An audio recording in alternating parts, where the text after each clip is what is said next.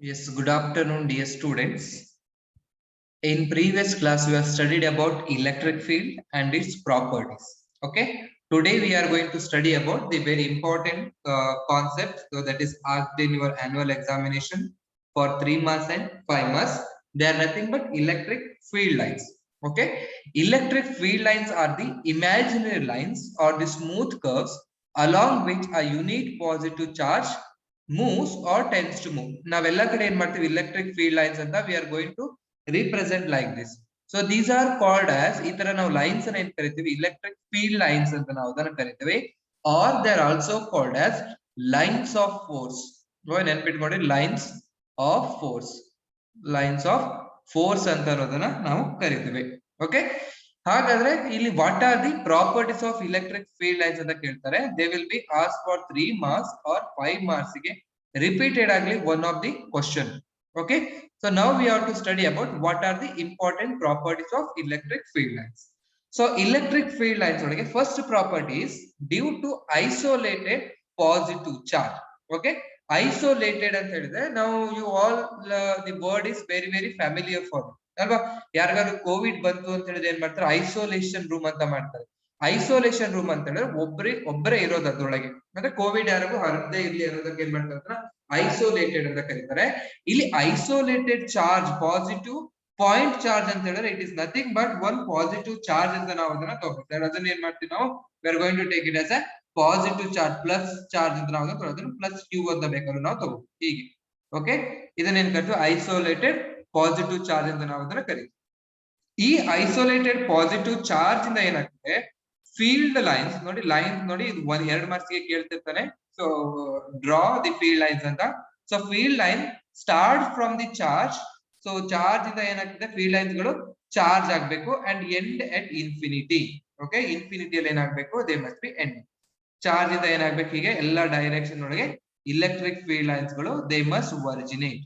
ಸರಿನಾ, ಇದು first statement ನನಗೆ ಅಲ್ಲಿ ಹೇಳ್ತಿರೋದು. Due to isolated positive charge. Isolated ಅಂತ ಹೇಳಿದ್ರೆ it is nothing but single charge ಅಂತ. Okay, isolated means single. ಈ ಸಿಂಗಲ್ ಚಾರ್ಜ್ ಇಂದ ಇಲೆಕ್ಟ್ರಿಕ್ ಫೀಲ್ಡ್ ಲೈನ್ಸ್ ಗಳು they are start from the charge and end at the ಇನ್ಫಿನಿಟಿಯಲ್ಲಿ end ಆಗುತ್ತೆ. Infinity ಅಂತ ಹೇಳಿದ್ರೆ ಅದು ಎಲ್ಲಿಗೆ ಎಂಡ್ ಆಗುತ್ತೆ ಅಂತ ನಮ್ಗೆ ಗೊತ್ತಿರೋದಿಲ್ಲ. ಅದೇ ರೀತಿ ಐಸೋಲೇಟೆಡ್ ನೆಗೆಟಿವ್ ಚಾರ್ಜ್ ಅಂತ ತಗೊಂಡ್ರೆ, ನೆಗೆಟಿವ್ ಚಾರ್ಜ್ ಏನ್ ಮಾಡ್ಬೇಕು, you have to specific it as minus Q ಅಂತ ಬರೀಬೇಕು. This is called as negative charge ಅಂತ ಆಯ್ತು. ಈ ನೆಗೆಟಿವ್ ಚಾರ್ಜ್ ಇಂದ field line start from infinity. Yes Ambika, you are right. Okay, ಇನ್ಫಿನಿಟಿಯಲ್ಲಿ ಸ್ಟಾರ್ಟ್ ಆಗ್ತಿದೆ, ಎಲ್ಲಿಗೆ ಎಂಡ್ ಆಗುತ್ತೆ, they are ending at the charge. Charge ಅಲ್ಲಿ ಏನಾಗಬೇಕು, ದೇ ಮಸ್ಟ್ ಬಿ ಎಂಡಿಂಗ್. ನೋಡಿ, arrow mark, it is they play a very important role in this concept. Okay, 5 marks ಒಳಗೂ ನಿಮ್ಗೆ marks ಹೋಗುತ್ತೆ, ಅದಕ್ಕೆ ಅರ್ಥ ಮಾಡ್ಕೊಳ್ಳಿ. ಪಾಸಿಟಿವ್ ಚಾರ್ಜ್ ಇದೆ, ಇಲೆಕ್ಟ್ರಿಕ್ ಫೀಲ್ಡ್ ಲೈನ್ಸ್ ಗಳು ಏನಾಗಬೇಕು, they will start from the charge and end at the infinity. ಇದು ಇನ್ಫಿನಿಟಿಯಲ್ಲಿ ಎಂಡ್ ಆಗುತ್ತೆ. ಅದೇ ನೆಗೆಟಿವ್ ಚಾರ್ಜ್ ಇದೆ ಅಂತ ಹೇಳಿದ್ರೆ ಏನಾಗಬೇಕು, ಇನ್ಫಿನಿಟಿಯಲ್ಲಿ ಸ್ಟಾರ್ಟ್ ಆಗುತ್ತೆ, ಎಲ್ಲಿಗೆ ಎಂಡ್ ಆಗುತ್ತೆ ಅಂತ they will end at the charge ಗೆ ಅದು ಎಂಡ್ ಆಗುತ್ತೆ. ಓಕೆನಾ, so this is called as first property of electric field lines ಅಂತ ಕರಿತೀವಿ. You can take out the screenshot of this. Okay, due to an isolated positive charge, electric field lines start from the charge and end at infinity. Due to isolated negative point charge, electric field lines start from infinity and end on the charge. Charge ಅಲ್ಲಿ ಏನಾಗುತ್ತೆ, end ಆಗುತ್ತೆ. So next one, so second property. So here you can take it as second property. ಈಗ single charge ಅಂತ ಹೇಳಿದ್ರೆ, if there are multiple charges ಇದ್ರೆ ಏನಾಗಬೇಕು ಅನ್ನೋದು ಇದು ಸೆಕೆಂಡ್ ಪಾಸ್ಟುಲೇಟ್ ನನಗೆ ಸೆಕೆಂಡ್ ಪ್ರಾಪರ್ಟಿ ಇರುತ್ತೆ. Due to a pair of equal and opposite charges. Equal and opposite charges ಅಂದ್ರೆ ಒಂದ್ ಏನಾಗಿರ್ಬೇಕು, one charge it must be plus Q ಆಯ್ತು ಅಂತ ಹೇಳಿದ್ರೆ, ಇನ್ನೊಂದು ಚಾರ್ಜ್ ಏನಾಗ್ಬೇಕು, it must be minus Q ಆಗಿರ್ಬೇಕು. ಈಕ್ವಲ್ ಅಂತ ಆಯ್ತು, ಮೈನಸ್ ಬರ್ದಾಗ ಏನಾಯ್ತು, ಇಟ್ ವಿಲ್ ಬಿ ಎ ಸಮೀಕರಣ. Okay, plus Q and minus Q, a pair of equal and opposite charges. Electric field lines ನೋಡಿ ಏನಾಗ್ತದೆ, ಸ್ಟಾರ್ಟ್ ಫ್ರಮ್ ಪಾಸಿಟಿವ್ ಚಾರ್ಜ್ ಅಂದ್ರೆ positive charge ಇಂದ ಸ್ಟಾರ್ಟ್ ಆಗುತ್ತೆ, ಎಂಡ್ಸ್ ಆನ್ ನೆಗೆಟಿವ್ ಚಾರ್ಜ್ ಅಂದ್ರೆ ಏನಾಗ್ಬೇಕು, ಇಲ್ಲಿಂದ ಒಂದು ಫೀಲ್ಡ್ ಲೈನ್ಸ್ ಗೆ ಸ್ಟಾರ್ಟ್ ಆದ್ರೆ ಆರೋ ಮಾರ್ಕ್ ಏನಾಗ್ಬೇಕು, ಈ ಡೈರೆಕ್ಷನ್ ಇರಬೇಕು. ಇನ್ನೊಂದು ನೀವು ಈಗ ತಗೊಳ್ತಿದ್ದೀರಾ ಅಂತ ಹೇಳಿದ್ರೆ ಆರೋ ಮಾರ್ಕ್ ಏನಾಗಿರ್ಬೇಕು, it must be like this ಆಗಿರ್ಬೇಕು. Are you are taking one more electric field lines ಅಂತ ಹೇಳಿದ್ರೆ you need to write like this. Okay, ಇನ್ನೊಂದು ತಗೊಳ್ತೀರಾ ಅಂತ ಹೇಳಿದ್ರೆ you can take one more electric field lines, it must comes like this. ಹೀಗೆ ಅದು ಬರ್ಬೇಕು. ಆಮೇಲೆ ಏನಾಗ್ಬೇಕು, ಈ ಕಡೆಯಿಂದ ಹೊರಗಡೆ ಹೋಗ್ತಿದೆ, ಯಾವುದೋ ಒಂದು ಪಾಯಿಂಟ್ ಒಳಗೆ ಈಗ ಹೊರಗಡೆ ಹೋಗುತ್ತೆ. Okay so it is going outwards ಆಮೇಲೆ ಇಲ್ಲಿ ಏನಾಗಬೇಕು ಇಟ್ ವಿಲ್ ಕಮ್ ಇನ್ಸೈಡ್ ಎಲ್ಲಿಂದ ಹೋಗಿ ಏನ್ ಮಾಡುತ್ತೆ finally it will reaches here ಇದನ್ನೇನ್ ಕರಿತೀವಿ a pair of equal and opposite charge ಕರಿತೀವಿ ಇದನ್ನ 1 ಮಾರ್ಕ್ಸ್ ಗೆ ಕೇಳಿದ್ದಾರೆ 1 ಮಾರ್ಕ್ಸ್ ಗೆ ಓಕೆ ಹೀಗೆ ಕೇಳ್ತಾರೆ ಅದಕ್ಕೆ ಡ್ರಾ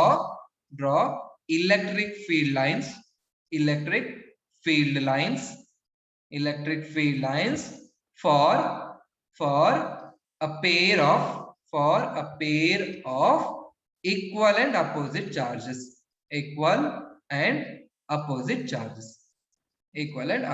charges ಅಂತ ಕೇಳ್ತಾರೆ equal and opposite charges ಇದನ್ನ ಏನ್ ಮಾಡ್ತೇವೆ or it is also called as dipole ಅಂತ ಇದನ್ನ ನಾವು ಓದೋಣ ಇವತ್ತು ಚಾಪ್ಟರ್ ಒಳಗೆ what is mean by dipole ಅಂತ ಕರೀತೀವಿ okay this is for a dipole ಗೊತ್ತಾಗ್ತಿದೆನಾ so this is very important 5 marks ಗೆ ಕೇಳ್ತಾನೆ 1 ಮಾರ್ಕ್ಸ್ ಗೆ ಡ್ರಾ ಮಾಡಕ್ಕೆ ಕೇಳ್ತಾನೆ 2 ಮಾರ್ಕ್ಸ್ ಗೆ ಕೇಳ್ತಾನೆ 3 ಮಾರ್ಕ್ಸ್ ಗೆ ಕೇಳ್ತಾನೆ this is one of the important questions ನೋಡಿ ಸೊ ನೆಕ್ಸ್ಟ್ ನೋಡಿ the tangent drawn at any point on the field line gives the direction of electric field ನೋಡಿ ಅರ್ಥ ಮಾಡ್ಕೊಳ್ಳಿ tangent drawn at any point gives the direction of electric field ಇದು ನನಗೆ ಏನಾಯ್ತು this is nothing but a field lines ಇದೆ ಈ field line ಗೆ ಏನಾದ್ರೂ ನಾನು ಇಲ್ಲಿ ಒಂದು ಟ್ಯಾಂಜೆಂಟ್ ನ ಡ್ರಾ ಮಾಡಿದ್ರೆ this tangent gives direction of electric field at this point okay ಗೊತ್ತಾಯ್ತಾ the tangent drawn at any point of the field lines gives the direction of electric field lines at that point ಈ point ಒಳಗೆ ನಾನು tangent ನ draw ಮಾಡಿದ್ರೆ ಈ point ಅಲ್ಲಿ electric field ಅನ್ನೋದು ಈ ಡೈರೆಕ್ಷನ್ ಇದೆ ಅನ್ನೋದು ನನಗೆ it will be given by this property okay na gotaagtidena this is nothing but the third property that is the tangent drawn at any point on the field lines gives the direction of electric field at that point another this is the third property fourth one no two electric field lines intersect each other okay no two electric field lines intersect each other ಅಂದ್ರೆ ಒಂದು electric field line ಹೀಗೆ ಬರ್ತಾ ಇದೆ ಅಂತ ಹೇಳಿದ್ರೆ ಇನ್ನೊಂದು electric field line ಹೀಗೆ ಅದು ಆಗೋದಿಲ್ಲ ಇದನ್ನ ಏನ್ ಕರಿತೀವಿ they will not intersect each other ಆದ್ರೆ ಏನಾಗುತ್ತೆ ಅಲ್ವಾ ಸೊ ಕರೆಕ್ಟ್ ಇಲ್ಲೇನ್ ಮಾಡ್ಬೇಕು ನಾವು ಕಾಂಟ್ರವರ್ಟರಿ ನಾವೇನ್ ಮಾಡ್ಬೇಕು ಥಿಂಕ್ ಮಾಡ್ಬೇಕು no two field lines intersect each other ಅಂದ್ರೆ ಇಂಟರ್ಸೆಕ್ಟ್ ಆಗ್ಬಾರ್ದು ಅಂತ ಹೇಳ್ತಿದ್ವಿ ಒಂದ್ ವೇಳೆ ಇಂಟರ್ಸೆಕ್ಟ್ ಆಯ್ತು ಅಂದ್ರೆ ಏನ್ ಮಾಡ್ಬೇಕು ಇದು ನಿಮಗೆ ಸಿಇಟಿ ಒಳಗೆ ಗಿವ್ ರೀಸನ್ಸ್ ಒಳಗೆ ಇರುತ್ತೆ ನೋಡಿ ಎಲೆಕ್ಟ್ರಿಕ್ ಫೀಲ್ಡ್ ಲೈನ್ಸ್ ಏನಾದ್ರೂ ಇಂಟರ್ಸೆಕ್ಟ್ ಆಯ್ತು ಅಂತ ಹೇಳಿದ್ರೆ ಈ ಪಾಯಿಂಟ್ ಅಲ್ಲಿ ಇಫ್ ಐ ಡ್ರಾ ಟ್ಯಾಂಜೆಂಟ್ ಅನ್ನ ಡ್ರಾ ಮಾಡಿದ್ರೆ ಒಂದು ಲೈನಿಗೆ ಏನ್ ಮಾಡುತ್ತೆ ಈ ಕಡೆ ಒಂದು ಎಲೆಕ್ಟ್ರಿಕ್ ಫೀಲ್ಡ್ ಬರುತ್ತೆ ಇನ್ನೊಂದು ಲೈನಿಗೆ ನಾನು ಟ್ಯಾಂಜೆಂಟ್ ಅನ್ನ ಡ್ರಾ ಮಾಡಿದ್ರೆ I will get electric field at this direction ಬರುತ್ತೆ ಅಂದ್ರೆ ಓನ್ಲಿ ಒಂದು ಪಾಯಿಂಟ್ ಒಳಗೆ ಎರಡೆರಡು ಎಲೆಕ್ಟ್ರಿಕ್ ಫೀಲ್ಡ್ ಇದೆ ಅಂತ ನನಗೆ ಗೊತ್ತಾಗುತ್ತೆ but it is not possible ಓಕೆನಾ intersect no two field lines intersect each other if they intersect okay if they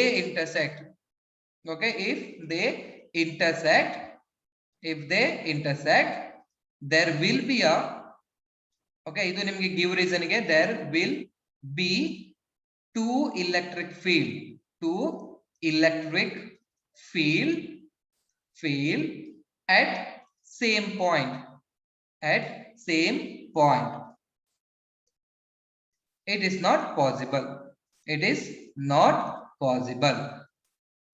it is not possible therefore no two electric field lines intersect each other okay na ನೀವು ಬರಿಬೇಕಾದ್ರೆ property ಬರಿಬೇಕಾದ್ರೆ no need of writing this ಈ ಕಡೆ ನಾನು ಬರ್ದಿದ್ದೀನಲ್ಲ ಅದನ್ನ ಬರೆಯೋ ಅವಶ್ಯಕತೆ ಇಲ್ಲ ಬಟ್ ಎಲ್ಲಾದ್ರೂ ನಿಮಗೆ ಗಿವ್ ರೀಸನ್ ಸಿಇಟಿ ಒಳಗೆ ನೀಟ್ ಒಳಗೆ ಏನಾದ್ರೂ ಅಲ್ಲಿ ನಿಮಗೆ ಚೂಸ್ ದಿ ರಾಂಗ್ ಸ್ಟೇಟ್ಮೆಂಟ್ ಅಂತ ಏನಾದ್ರು ಕೇಳಿದಾಗ you need to remember this reason okay if they intersect each other at the point of intersect there will be a two value for the electric field but it is not possible therefore no two electric field lines intersect each other fifth one they do not form closed loop ಅವೇನ್ ಮಾಡೋದಿಲ್ಲ closed loop ಅನ್ನ form ಮಾಡೋದಿಲ್ಲ loop ಅಂತ ಹೇಳಿದ್ರೆ ಇಲ್ಲಿಂದ start ಆಗ್ಬೇಕು and if ends in the same point ಅಲ್ಲಿ end ಆಗ್ತಿದೆ ಅಂತ ಹೇಳಿದ್ರೆ ಅದನ್ನ ನಾವೇನ್ ಕರಿತೀವಿ ಲೂಪ್ ಅಂತ ಕರಿತೀವಿ ಬಟ್ ಇಲ್ಲೇನಾಗ್ತಿದೆ ಎಲೆಕ್ಟ್ರಿಕ್ ಫೀಲ್ಡ್ ಲೈನ್ಸ್ ಇಲ್ಲಿಂದ ಸ್ಟಾರ್ಟ್ ಆಗ್ತಿದೆ ಅದು ಇಲ್ಲಿಗೆ ಎಂಡ್ ಆಗ್ತಿದೆ ಬಟ್ ನೋಡ್ಬೇಕಾದ್ರೆ ನಂಗೆ ಅನ್ಸುತ್ತೆ ಏನೋ ಲೂಪ್ ಇದೆ ಅಂತ ನನಗೆ ಅನ್ಸುತ್ತೆ but direction of electric field ಏನಾಗ್ತಿದೆ ಇಲ್ಲಿಂದ ಸ್ಟಾರ್ಟ್ ಆಗಿದೆ ಇಲ್ಲಿಗೆ ಎಂಡ್ ಆಗ್ತಿದೆ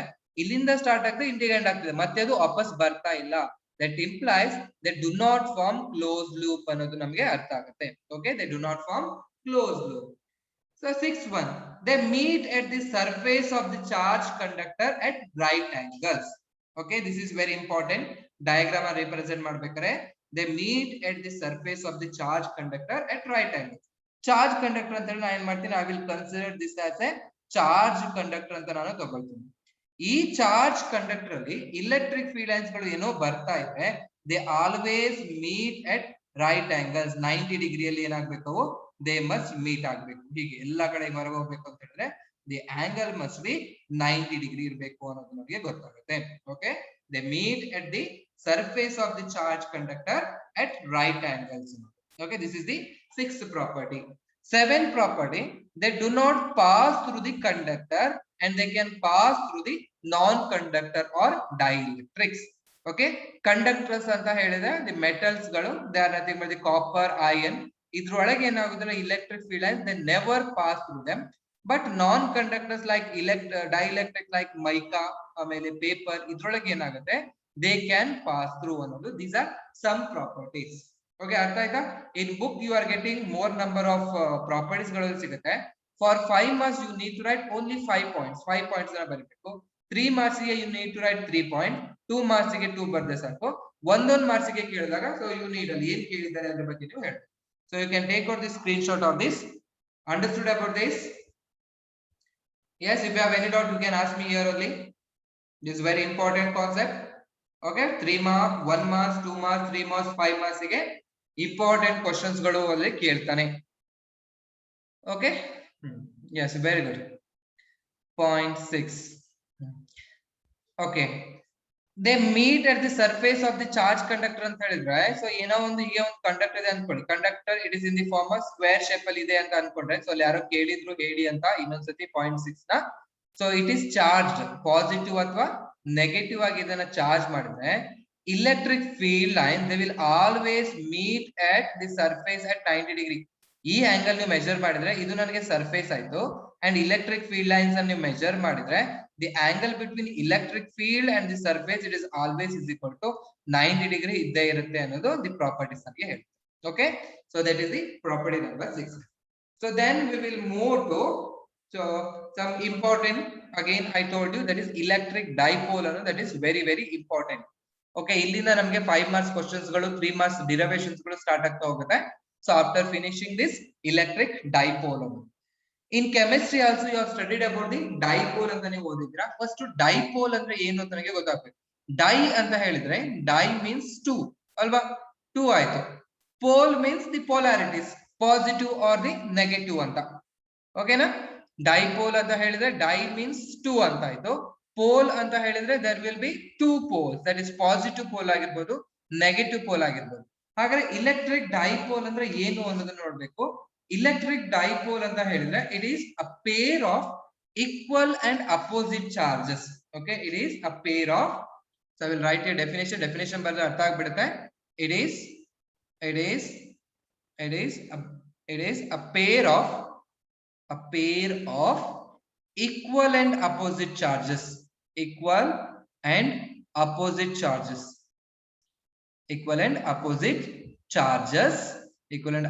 charges, separated by, okay, separated by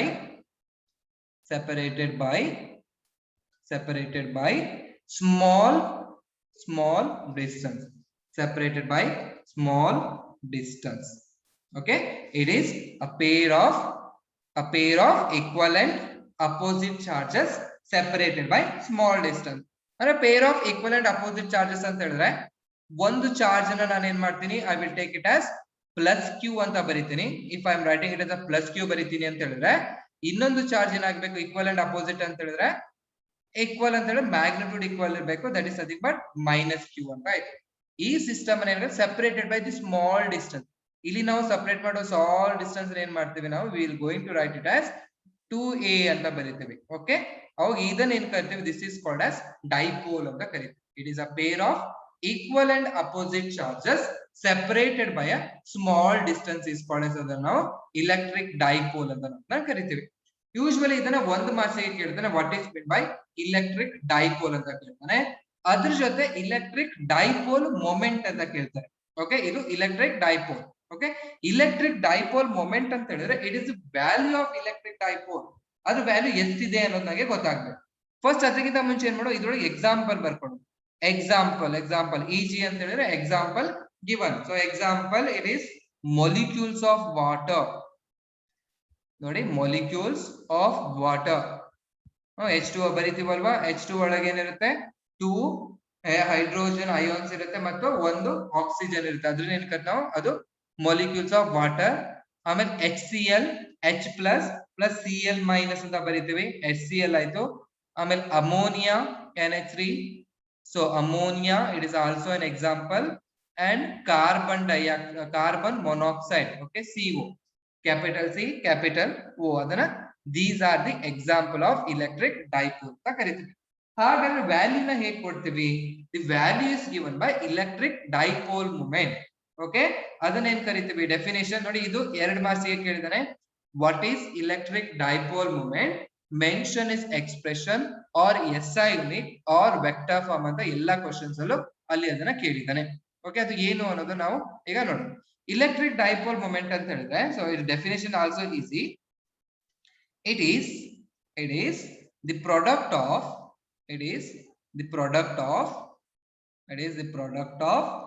magnitude of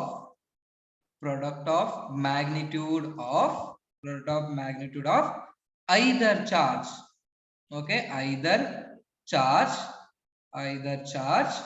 of the dipole, either charge of the dipole and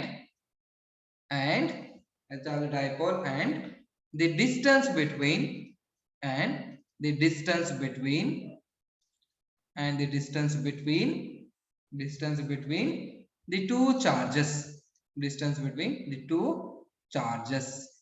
okay, charges of the dipole okay na. So this is the idan en karithi ನಾವು, this is called as electric dipole ಅಂತ ನಾವು ಅದನ್ನ ಕರಿತೀವಿ. electric dipole moment ಅಂತ ಹೇಳಿದ್ರೆ it is a product of magnitude of either charge. ಏನದು magnitude of either charge ಅಂತ ಹೇಳಿದ್ರೆ, 2 ಚಾರ್ಜ್ ಇದೆ, plus Q and minus Q ಅಂತ ಇದೆ. ಮ್ಯಾಗ್ನಿಟ್ಯೂಡ್ ಅನ್ನು ಏನ್ ಮಾಡಬೇಕು, you have to take only Q ಅಂತ ತಗೋಬೇಕು, that is nothing but Q ಅಂತ ಆಯ್ತು. ಓಕೆ, ಇಂಟು ಅಲ್ಲಿ ಏನ್ ಹೇಳ್ತಿದ್ದಾರೆ, so magnitude of either charge and the distance between the two charge, ಎಷ್ಟಿದೆ, it is nothing but 2a ಇದೆನಾ, ಅದನ್ನ ನೋಡ್ಬೇಕು, into you have to write it as 2a ಅಂತ ಬರೀಬೇಕು. ಆ ಪ್ರಾಡಕ್ಟ್ ಅನ್ನು ಏನ್ ಮಾಡ್ತೀವಿ, ಡಿಫೈನ್ಡ್ ಆಸ್ ಅದನ್ನ P ಅಂತ ನಾವು ರಿಪ್ರೆಸೆಂಟ್ ಮಾಡ್ತೀವಿ. ಅಂದ್ರೆ dipole moment is represented by P ಅಂತ. Okay, P is equal to Q into 2 into A ಅಂತ ಆಯ್ತು. ಓಕೆ, Q into 2A ಆಯ್ತು. ಗೊತ್ತಾಯ್ತು. ಎಲೆಕ್ಟ್ರಿಕ್ ಡೈಪೋಲ್ ಮೂಮೆಂಟ್ ಅಂತ ಹೇಳಿದ್ರೆ it is A product of magnitude of either charge and the distance between the two charges. Then what is the SI unit? ಯಾರು ಹೇಳ್ತೀರಾ? Who is the SI unit for? What is the SI unit for this dipole moment? ನೋಡಿ, yeah, very good Chandana. Okay, very good. ಮತ್ತೆ ಯಾರಾದ್ರೂ ಹೇಳ್ತೀರಾ? Okay, what is the SI unit for this charge? Charge ಗೆ ಏನು SI unit? What is the SI unit for charge? Very good Ambika. So SI unit of charge is, it is coulomb. Sir, na SI unit of charge is coulomb. Yeah, very good Reena. Yeah, Purnima, very good. So what is the SI unit for this distance? Distance ಗೆ ಏನು SI unit? Boys ಎಲ್ಲ ಎಲ್ಲ ಹೋಗ್ಬಿಟ್ರು, ಯಾರು ಇಲ್ವಾ? Rachana, very good. So Purnima, very good. Yeah, Shivkumar, very good. Yeah, ಸರಿನಾ? ಎಲ್ಲರೂ what is the distance ಗೆ SI unit ಅಂತ ಹೇಳಿದ್ರೆ it is nothing but meter. ಸರಿನಾ? meter. Therefore SI unit ಏನಾಗಬೇಕು, it is nothing but coulomb meter. Sana, very good. Okay, ಅದನ್ನ ಏನ್ ಬರಬೇಕು, ಅದನ್ನ ಹೇಗೆ ಬರೀತೀವಿ ನಾವು, coulomb capital C small m ಅಂತ ಬರೀಬೇಕು. ಓಕೆ, ಎರಡನ್ನು ಸ್ಮಾಲ್ c ಅಲ್ಲೇ ಬರ್ಬಿಟ್ರೆ ಅದು ಸೆಂಟಿಮೀಟರ್ ಆಗ್ಬಿಡುತ್ತೆ. Okay Deepak. Okay, coulomb meter is the SI unit.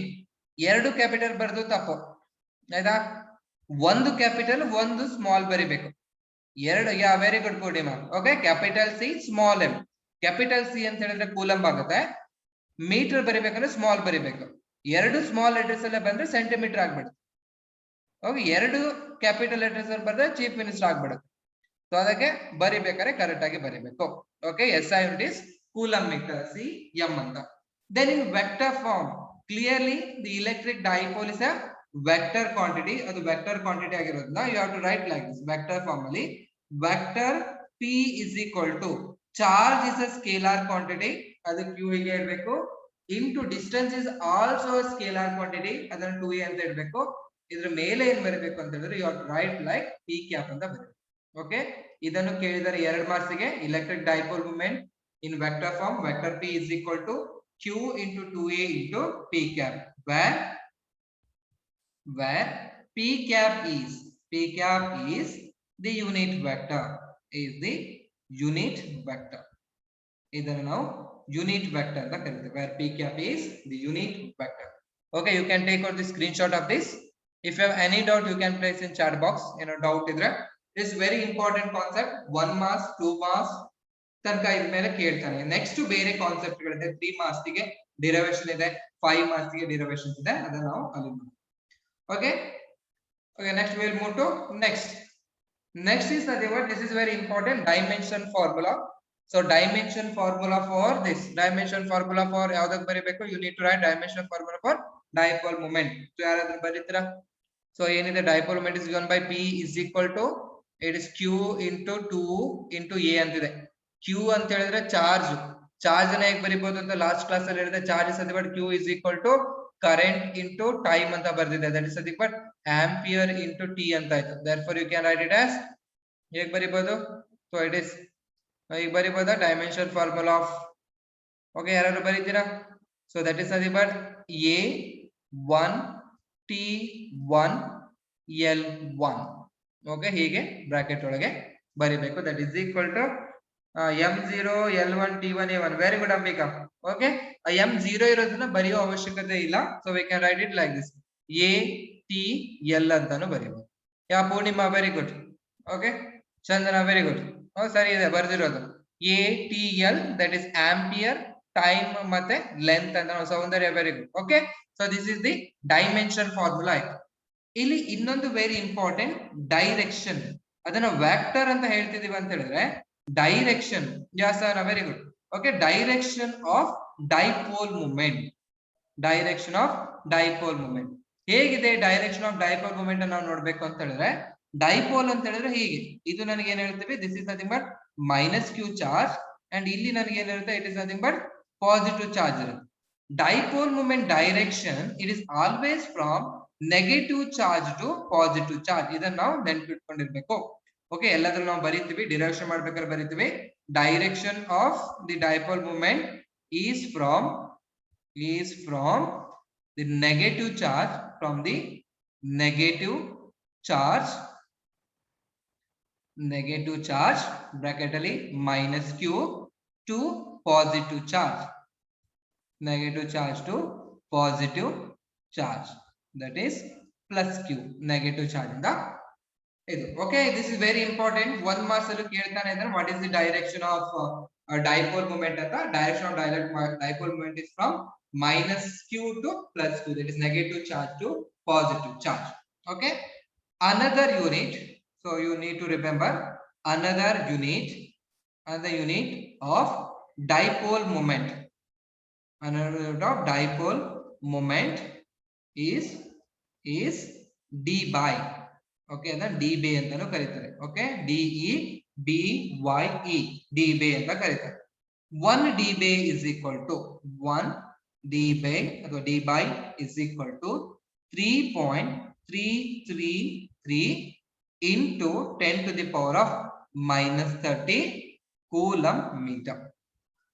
okay 1 dB is equal to 3.333 into 10 to the power of minus 30 coulomb meter.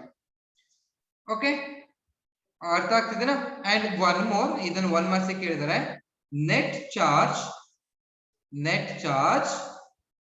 of the dipole is 0. net charge of the dipole is 0. okay but electric field is not 0. okay ಇದು ನನಗೆ very very important. ಇದನ್ನ ನೋಡ್ಕೊಂಡಿರ್ಬೇಕು. the net charge of the dipole ಅಂತ ಹೇಳಿದ್ರೆ net charge ಅಂದ್ರೆ q is equal to sum of the charges. ಒಂದು plus Q charge ಇದೆ, ಇದೊಂದು minus Q charge ಇದೆ ಅಂತ ಹೇಳಿದ್ರೆ it will be nothing but 0 ಅಂತ ಬರುತ್ತೆ. Net charge is equal to 0 but the electric field ಅನ್ನೋದು ನನಗೆ ಎಕ್ಸಿಸ್ಟ್ ಆಗಿರುತ್ತೆ. ಆ ಎಲೆಕ್ಟ್ರಿಕ್ ಫೀಲ್ಡ್ ಹೇಗಿರುತ್ತೆ, ಯಾವ ತರ ಇರುತ್ತೆ ಅನ್ನೋದನ್ನ ನಾವು ಏನ್ ಮಾಡ್ಬೇಕು, ನೆಕ್ಸ್ಟ್ ಕ್ಲಾಸ್ ಗೆ ಡಿರೈವೇಶನ್ಸ್ ಅನ್ನ ಮಾಡ್ತಾ ಹೋಗ್ತೀವಿ. ಆ ಡಿರೈವೇಶನ್ಸ್ ಒಳಗೆ ಅದನ್ನ ನಾವು ಕಲಿತಾ ಹೋಗ್ತೀವಿ. Okay, is there any doubt in this?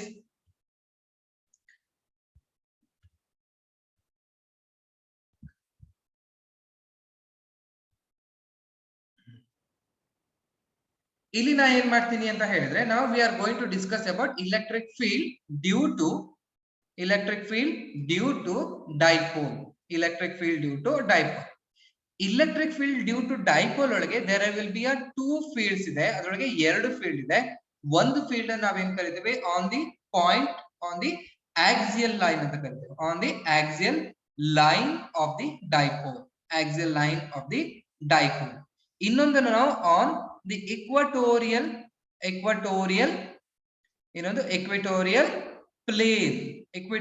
plane of the dipole ಅಂತ ಕರಿತೇವೆ. Shivakumar, don't annotate. Okay, so axial line of the dipole ಅಂತ ಹೇಳಿದ್ರೆ ಸೊ ಏನು ಅನ್ನೋದಂಗೆ ನೋಡ್ಬೇಕು. ಎರಡು ಡೆರಿವೇಶನ್ಸ್ ಬರುತ್ತೆ, both are for 5 marks. Okay, this is for 5 marks and this is also for 5 marks derivations ನನಗೆ ಬರುತ್ತೆ. ಆದ್ರೆ ಆಕ್ಸಿಯಲ್ ಲೈನ್ ಅಂದ್ರೆ ಏನು ಅಂತ ನಾನು ನೋಡ್ಬೇಕು. ಇಲೆಕ್ಟ್ರಿಕ್ ಡೈಪೋಲ್ ಅಂತ ಹೇಳಿದ್ರೆ this is nothing but the positive charge, this will be positive charge and ಇನ್ನೊಂದು ನನಗೆ it will be a negatively charge, this will be minus Q ಅಂತ ಆಯ್ತು. ಈ distance between these two charges ಅಂತ ಹೇಳಿದ್ರೆ ಇದು. ಓಕೆ, ಈ ಲೈನ್ ಅನ್ನ ಏನ್ ಕರಿತೀವಿ, the line joining these two charges ಏನ್ ಕರಿತೀವಿ ನಾವು, ಡೈಪೋಲ್ ಆಕ್ಸಿಸ್ ಅಂತ ಕರಿತೀವಿ. This called as dipole axis. Okay, dipole axis ಅಂತ ಹೇಳಿದ್ರೆ ಈಸ್ ದಿ ಲೈನ್ ಜಾಯಿನಿಂಗ್